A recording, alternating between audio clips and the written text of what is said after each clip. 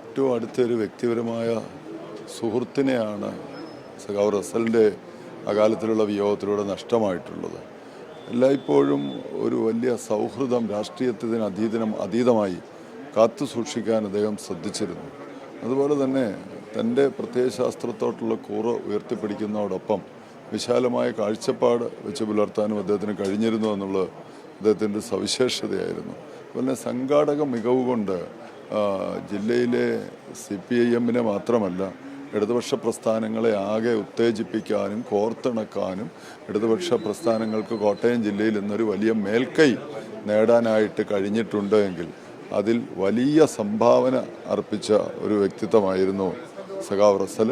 അദ്ദേഹത്തിൻ്റെ ആകസ്മികമായൊരു വിയോഗം CPIM-നോ ഇടതുപക്ഷ മുന്നണിക്കോ മാത്രമല്ല അതിൻ്റെ ഒരു നഷ്ടം, ഒരു മതേതരത്വ ചേരിയുടെ മതനിരപേക്ഷ ജനാധിപത്യ സമൂഹത്തിനാകെ ഒരു വലിയ നഷ്ടമാണ് അദ്ദേഹത്തിൻ്റെ വിയോഗം കൊണ്ട് ഉണ്ടായിട്ടുള്ളത്.